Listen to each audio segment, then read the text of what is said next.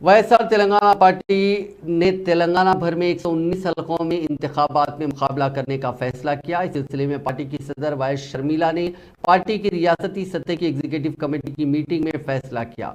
शर्मिला ने पालेरू हलके से इलेक्शन लड़ने का ऐलान किया। शर्मिला ने लीडरों को पार्टी के बी फॉर्म के लिए दरखास्त देने का मशवरा दिया।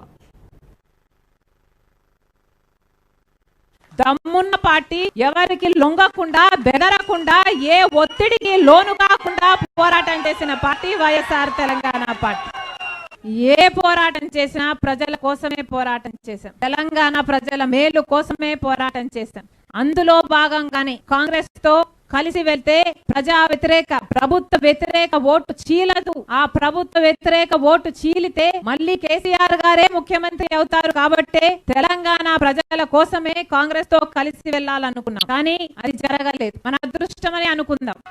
ప్రభుత్వ వ్యతిరేక ఓటు చీల్చాము అన్న అపఖ్యాతి మనకు ఉండకూడదు అనుకున్నాం। 4 నెలల పాటు ప్రయత్నం చేశాం। తెలంగాణ రాష్ట్ర ప్రజలందరూ